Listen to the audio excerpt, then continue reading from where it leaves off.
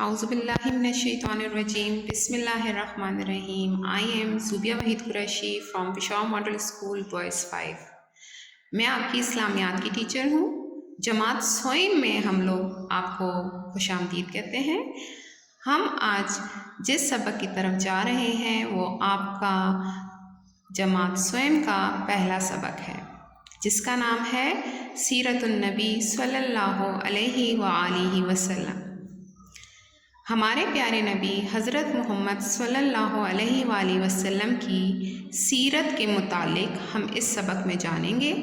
سیرت کہا جاتا ہے ان کی طرز زندگی، انہوں نے اپنی زندگی کیسے گزاری، وہ کیا کیا عمل کرتے تھے، کیا کیا اچھے کام کرتے تھے. یہ سارا ہم اپنی جماعت سوئم کے پہلے سبق سیرت النبی صلی اللہ علیہ وآلہ وسلم میں پڑھیں گے. آپ کو میں سیرت النبی صلی اللہ علیہ وآلہ وسلم کی وضاحت کرتی چلوں، جس میں سب سے پہلے ہم ڈسکس کریں گے، وضاحت کی جائے گی ہمارے پیارے نبی صلی اللہ علیہ وآلہ وسلم کی حیات طیبہ پہ، کہ آپ صلی اللہ علیہ وآلہ وسلم کہاں پیدا ہوئے، آپ صلی اللہ علیہ وآلہ وسلم کے والد کا نام، والدہ کا نام، اور آپ صلی اللہ علیہ وآلہ وسلم نے اپنا بچپن کیسے گزارا. اس کے بعد ہمارا جو دوسرا ٹاپک ہوگا وہ ہے آپ صلی اللہ علیہ وآلہ وسلم کا حضرت خدیجہ رضی اللہ عنہا سے نکاح، کہ آپ رضی اللہ عنہا کس طرح حضور صلی اللہ علیہ وآلہ وسلم کے اعلیٰ اخلاق اور دیانتداری اور امانتداری سے متاثر ہوئیں، اور انہوں نے کس طریقے سے آپ صلی اللہ علیہ وآلہ وسلم کو نکاح کا پیغام بھجوایا. تیسرا ٹاپک ہے ہمارے پاس ہجر اسود کی تنصیب. یہ ایک واقعہ بھی ہے اور یہ ایک بہت اچھی مثال بھی ہے کہ مختلف حالات کو ہمارے پیارے نبی صلی اللہ علیہ وآلہ وسلم کتنی خوش اسلوبی اور اچھے اخلاق کے ساتھ جو ہے وہ مینیج کرتے تھے، اور کوئی لڑائی جھگڑا اس کے زیر بحث نہیں آتا تھا. ہمارے پاس نیکسٹ ٹاپک ہے غار ہرا میں خلوت نشینی. خلوت نشینی کا مطلب ہے اکیلے رہنا، اکیلے بیٹھنا، تنہا رہنا. غار ہرا آپ لوگوں کو پتہ ہے 1-2 میں بھی آپ لوگوں نے پڑھا ہوگا. اسلامک اسٹڈیز کی جو اسٹوریز ہوتی ہیں ہم اس کے بارے میں بھی دیکھتے ہیں. اور سب سے اچھی بات، جب ہم حج اور عمرے کے لیے جاتے ہیں وہاں بھی غار ہرا میں جایا جاتا ہے. آپ لوگ ٹی وی پہ بھی اکثر دیکھتے ہوں گے. تو اس میں آپ کو بتایا جائے گا کہ غار ہرا میں خلوت نشینی کیوں کرتے تھے ہمارے پیارے نبی صلی اللہ علیہ وآلہ وسلم. آپ صلی اللہ علیہ وسلم کی رواداری کے چند واقعات، بردباری کے چند واقعات، اور آپ صلی اللہ علیہ وآلہ وسلم کا حسن معاشرت اس سبق میں ڈسکس کیا جائے گا. اس سبق میں حضرت محمد صلی اللہ علیہ وآلہ وسلم کی جو زوجات تھیں ان کے نام بھی آپ کو بتائے جائیں گے. اب آپ جماعت سوئم میں ہیں، اس لیے یہ کام تھوڑا سا تفصیل سے ہوگا، کیونکہ جماعت دوم میں بھی ہم نے ہمارے پیارے نبی حضرت محمد صلی اللہ علیہ وآلہ وسلم کے بچپن کے بارے میں پڑھا ہے. ہم بہت کچھ جانتے ہیں ہمارے پیارے نبی حضرت محمد صلی اللہ علیہ وآلہ وسلم کے بارے میں. اب جماعت سوئم میں ہم تھوڑا سا وضاحت اور تفصیلاً اس کے بارے میں پڑھیں گے. آپ لوگوں کو پتہ چلے گا، جیسے ہم نے کلاس 1 کلاس 2 میں یہ دیکھا کہ ہم نے آپ صلی اللہ علیہ وآلہ وسلم کے والدین کے نام سیکھے. آپ صلی اللہ علیہ وآلہ وسلم کی جو پہلی زوجہ تھی حضرت خدیجہ رضی اللہ عنہا ان کے بارے میں پڑھا.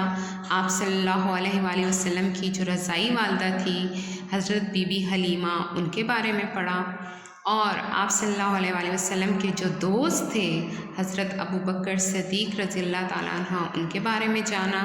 اس سبق میں آپ کو آپ صلی اللہ علیہ وآلہ وسلم کی سیرت کے متعلق ہر چیز نہایت ہی وضاحت اور تفصیل سے بتائی جائے گی، کہ آپ صلی اللہ علیہ وآلہ وسلم جب پیدا ہوئے تب آپ کے والد حضرت عبداللہ رضی اللہ عنہ کی وفات ہو چکی تھی.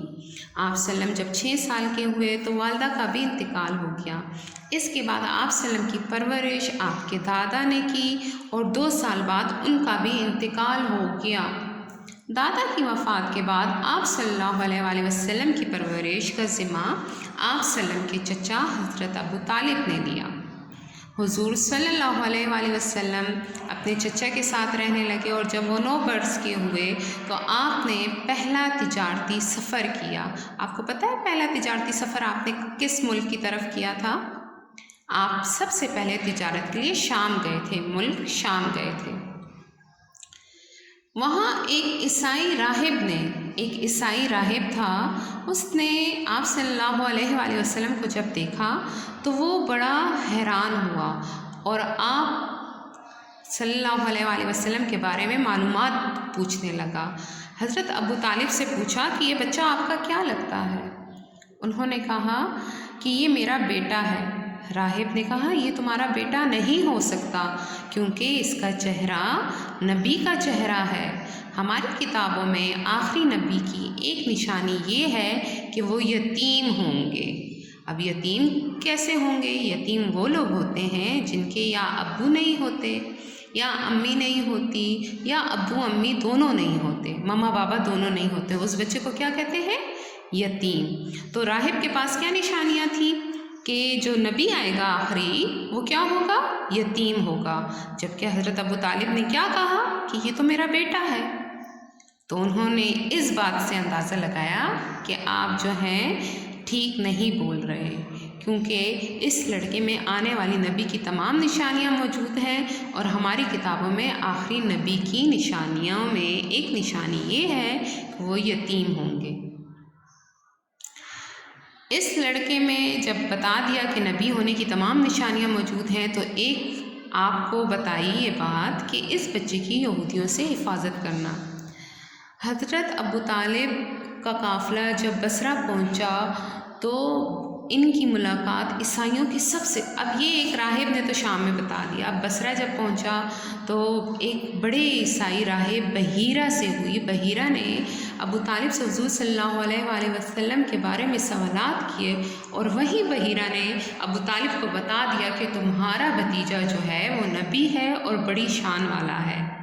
ہماری کتابوں میں ان کے نبی ہونے کی ساری علامات موجود ہیں، اور انہوں نے بھی کہا کہ اس بچے کی یہودیوں سے پوری طرح حفاظت کرو۔ اگر انہوں نے ان میں یہ نشانیاں دیکھ لیں تو وہ آپ صلی اللہ علیہ وسلم کو نعوذ باللہ قتل کرنے کی کوشش کریں گے۔ اب ابو طالب جو تھے وہ کیا ہو گئے؟ وہ تو خوفزدہ ہو گئے۔ انہوں نے اپنا سامان بصرہ میں ہی فروخت کیا اور آپ کو لے کر صحیح سلامت مکہ واپس آ گئے۔ آپ صلی اللہ علیہ وسلم کا حضرت خدیجہ رضی اللہ عنہا سے نکاح کیسا ہوا؟ بچپن ہی سے ہم لوگوں نے پڑھا کہ آپ صلی اللہ علیہ وسلم کس لقب سے مشہور تھے؟ صادق اور امین، یعنی آپ ہمیشہ سچ بولتے تھے اور امانت دار تھے۔ آپ صلی اللہ علیہ وسلم جب جوان ہوئے تو آپ صلی اللہ علیہ وسلم نے تجارت شروع کر دی۔ قریش کی ایک مالدار خاتون، اب حضرت خدیجہ کون تھی آپ کو بتا رہے، یہ قریش کی ایک مالدار خاتون تھی، اور انہیں تجارت کے لیے ایک سچے آدمی کی ضرورت تھی۔ وہ چاہ رہی تھی کہ میرا جو کاروبار ہے تجارت ہے، یعنی میرا سامان، تجارت ایسے پیشے کو کہا جاتا ہے جس میں سامان ایک جگہ سے دوسری جگہ لے جا کے فروخت کیا جاتا ہے، بیچا جاتا ہے۔ تو حضرت خدیجہ کو ایک سچے آدمی کی ضرورت تھی اپنے بزنس کے لیے، اپنی تجارت کے لیے۔ حضرت خدیجہ رضی اللہ تعالیٰ عنہ نے آپ صلی اللہ علیہ وسلم کی سچائی کے بارے میں سنا تو آپ صلی اللہ علیہ وسلم کو بلوایا اور کہا کہ آپ تجارت کریں میرے سامان پر، میرے سامان کو آپ دوسرے ممالک میں لے جا کر بیچیں، اور میں آپ کو اس پر دگنا معاوضہ دوں گی، بیچنے پر میں آپ کو کیا دوں گی؟ دگنا معاوضہ دوں گی۔ آپ نے ابو طالب، اپنے چچا جو تھے ابو طالب، ان کے مشورے سے اس پیشکش کو قبول کر لیا اور تجارت کا سامان لے کر شام روانہ ہو گئے۔ یہ آپ صلی اللہ علیہ وسلم کا پہلا تجارتی سفر تھا۔ حضور صلی اللہ علیہ وسلم کے صداقت اور امانت سے جب آپ نے یہ تجارت کی تو حضرت خدیجہ اتنی متاثر ہوئی کہ انہوں نے آپ صلی اللہ علیہ وسلم سے نکاح کرنے کی خواہش ظاہر کی اور آپ صلی اللہ علیہ وسلم نے ان کی یہ پیشکش قبول کر لی۔ اسی طرح جو ہجر اسود کی تنصیب ہے وہ بھی یہ واقعہ ہوا تھا کہ مکہ میں سیلاب آتا تھا تو پانی جو تھا وہ کعبے کی دیوار سے ٹکراتا رہتا تھا، پانی جمع ہوتا تھا، کیونکہ خانہ کعبہ جب تھا اس ٹائم تو کچی حالت میں تھا نا، اب ماشاءاللہ بہت پیارا ہو گیا ہے، تو تب کعبہ کی دیواریں ٹوٹ گئی تھیں اور ایک پتھر آیا ہوا تھا وہاں۔ کہاں سے آیا ہوا ہے؟ جنت سے آیا ہوا ہے۔ ہم سب کو پتہ ہے ہجر اسود کہاں سے آیا ہوا ہے؟ جنت سے آیا ہوا ہے، اور یہ کالے رنگ کا پتھر ہے۔ ہجر اسود سیاہ رنگ کا پتھر ہے، سیاہ اور کالا ایک ہی رنگ ہوتا ہے۔ اس کی بڑی شان ہے کیونکہ یہ جنت سے آیا ہوا ہے، اس لیے ہر قبیلے کے لوگ کہتے تھے کہ ہم یہ پتھر اپنے ہاتھوں سے نصب کریں یعنی لگائیں۔ اس بات پر قبیلوں والوں کی آپس میں لڑائی ہو گئی۔ آخر میں یہ طے پایا کہ جو اگلے دن سب سے پہلے حرم میں داخل ہوگا اس سے یہ فیصلہ کروایا جائے گا کہ اس کی تنصیب کون سا قبیلہ کرے گا، یعنی اسے کون لگائے گا، نصب کرے گا۔ اللہ کی قدرت دیکھیں کہ نیکسٹ ڈے پہ کون سب سے پہلے آتے ہیں؟ حضور صلی اللہ علیہ وسلم، اور سب کہتے ہی دیکھتے ہی پکار اٹھتے ہیں کہ ہم تو ان سے راضی ہیں، یہ تو امین ہیں، ہمیشہ انصاف کے ساتھ فیصلہ فرماتے ہیں۔ آپ صلی اللہ علیہ وسلم نے ایک چادر منگوائی۔ اب دیکھیں طریقہ کتنا خوبصورت کیا آپ صلی اللہ علیہ وسلم نے لڑائی کو ختم کرنے کا۔ آپ صلی اللہ علیہ وسلم نے ایک چادر منگوائی، اس کو زمین پر بچھایا، ہجر اسود کو اس چادر پہ رکھ دیا اور ہر قبیلے کے سردار سے کہا کہ اس چادر کا ایک ایک کونا پکڑ لیں۔ اس طرح سارے قبیلے کے سردار جو تھے انہوں نے اس چادر کو ہاتھ لگا لیا اور ہجر اسود کو اپنی جگہ پہ لے گئے، جبکہ اس کی تنصیب آپ صلی اللہ علیہ وسلم نے اپنے مبارک ہاتھوں سے کی۔ آپ صلی اللہ علیہ وسلم کے اس فیصلے سے تمام قبیلے خوش ہو گئے اور لڑائی ختم ہو گئی۔ غار حرا میں خلفت نشینی۔ غار حرا میں آپ صلی اللہ علیہ وسلم اللہ کی رضا کے لیے اپنے دنیاوی کام چھوڑ کر اللہ تعالیٰ کو خوش کرنے کے لیے، راضی کرنے کے لیے اس غار میں جاتے اور عبادت میں مشغول رہتے، عبادت کرتے رہتے، اور ادھر ہی حضرت جبرائیل علیہ السلام بھی آپ کے پاس پہلی وحی لے کر آئے تھے۔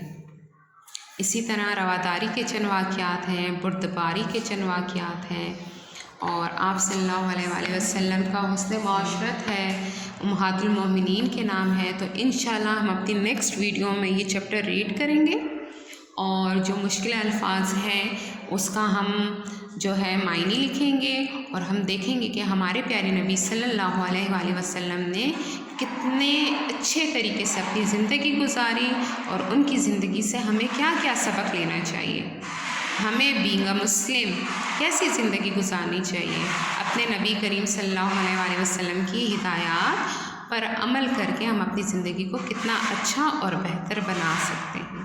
یہ آپ سیرت النبی صلی اللہ علیہ وسلم میں پڑھیں گے۔ آپ لوگوں کو ہم لوگوں نے جو پیجز پرووائڈ کیے ہیں، جو ٹاسک پرووائڈ کیا ہے، اس میں آپ کا یہ پیج ہے، ہم اسی سے یہ ریڈ آؤٹ کریں گے، اور ہم لوگ جانیں گے کہ ہمارے پیارے نبی صلی اللہ علیہ وسلم کی سیرت طیبہ کیسی تھی، حیات طیبہ کیسی تھی، اور ہم لوگوں نے جو 1 اور 2 میں پڑھا اسے کتنے اچھے طریقے سے آگے 3 میں اور وضاحت کے ساتھ ہمیں بتایا گیا۔ بڑا مزہ آئے گا یہ سبق پڑھ کے۔ آپ لوگوں کو جب یہ ٹاسک مل جائے تو آپ کوشش کریں کہ مجھ سے پہلے آپ لوگوں نے یہ پڑھا ہوا ہو، اور جب میں پڑھا رہی ہوں گی نا تو آپ لوگوں کو بہت مزہ آئے گا، سب کچھ آپ لوگوں کو ریکال ہوتا جائے گا اور پتہ چلتا جائے گا کہ یہ تو ہم پہلے ہی پڑھ چکے ہیں اپنے نبی کریم صلی اللہ علیہ وسلم کے بارے میں، تو آج جب میں پڑھاؤں گی تو آپ لوگوں کو کوئی بھی مشکل نہیں ہوگی۔ ٹھیک ہے، تو نیکسٹ ویڈیو میں ہم انشاءاللہ اپنے چیپٹر کو ریڈ کریں گے، پڑھائی کریں گے۔ وضاحت ہو گئی ہے؟ نیکسٹ ویڈیو کے لیے اللہ حافظ۔